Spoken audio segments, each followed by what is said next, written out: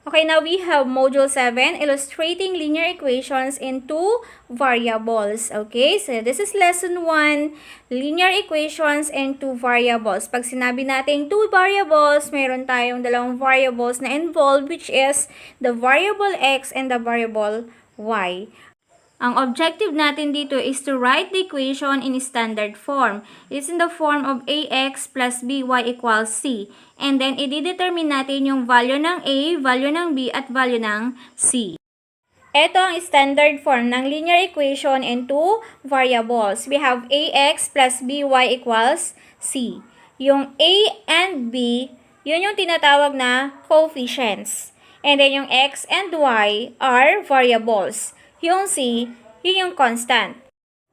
Where a, b, and c are real numbers, and if a and b are not both equal to 0. Okay, standard form ang linear equation natin kapag yung may variable na x and y ay nasa left side ng equation. And then, yung constant is nasa right side. Nasa form siya ng ax plus by equals c.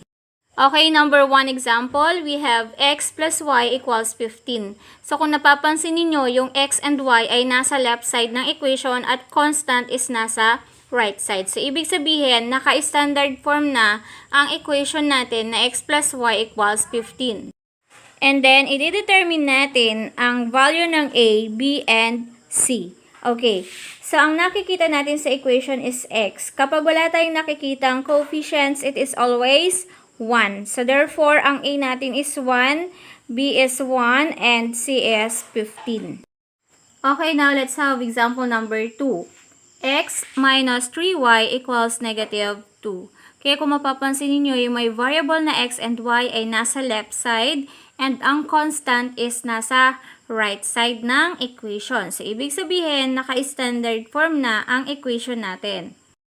Okay, and then next, i-determine natin kung ano yung value ng a, b, and c. Okay, so sa equation natin, x, the coefficient of x is 1. So, ang value ng a natin is 1. And then we have negative 3y. Ang coefficient natin, or our b is negative 3. And then we have the constant negative 2. Therefore, c equals negative 2. Okay, number 3, 5x minus y equals 12, which is naka-standard form na.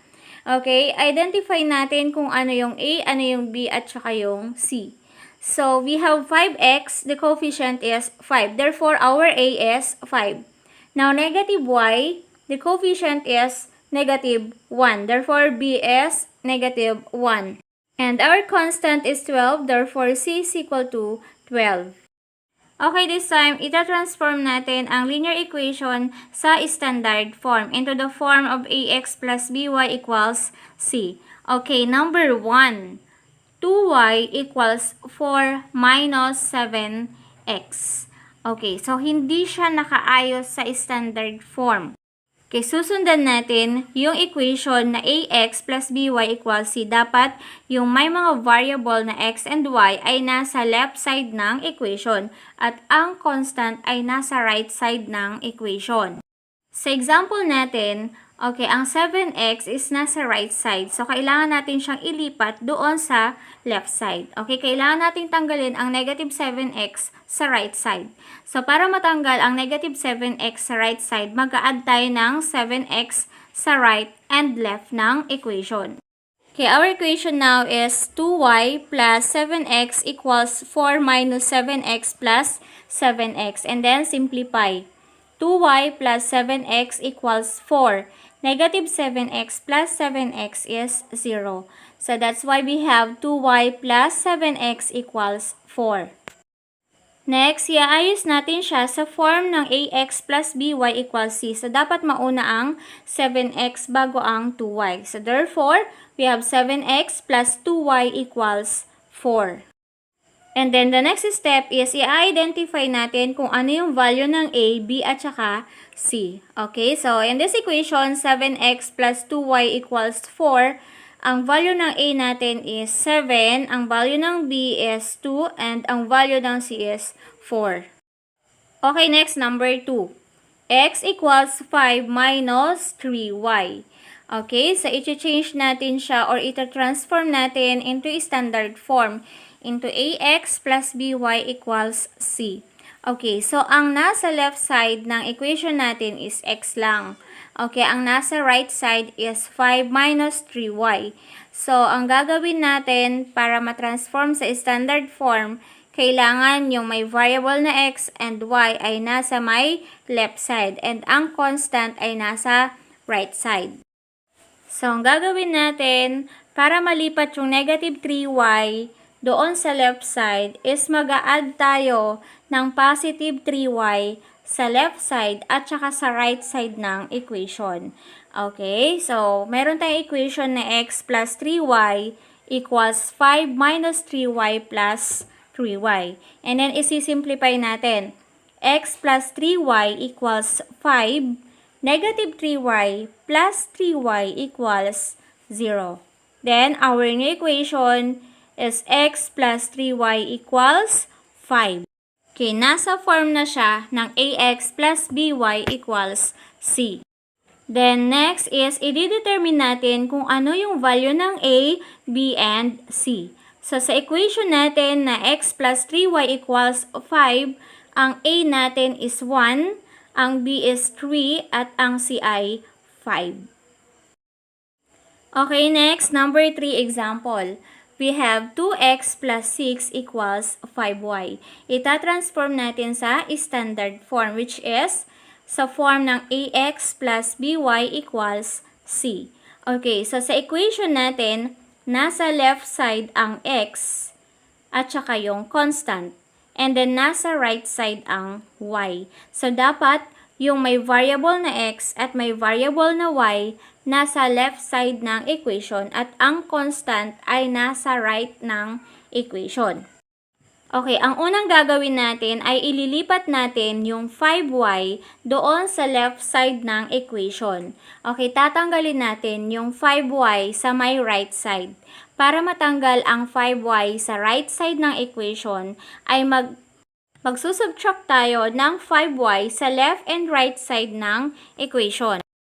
So, ang magiging equation natin ngayon is 2x minus 5y plus 6 equals 5y minus 5y.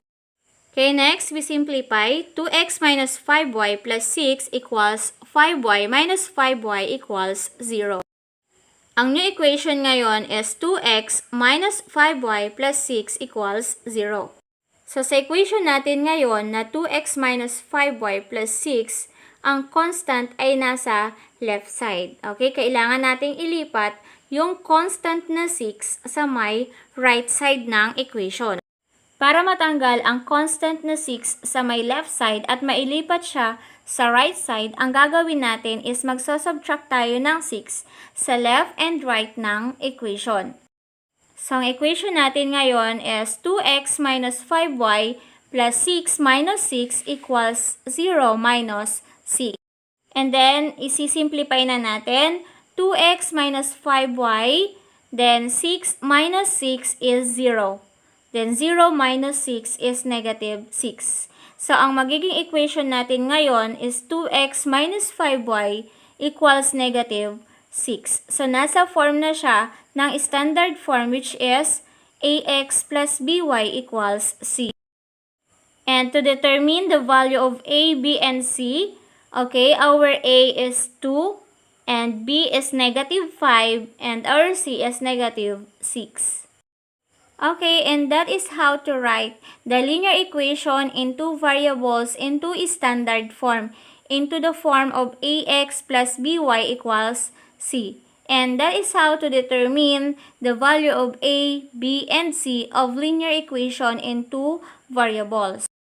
And that's all for now. Thank you for watching. For more videos, please visit my YouTube channel, Matish, and then click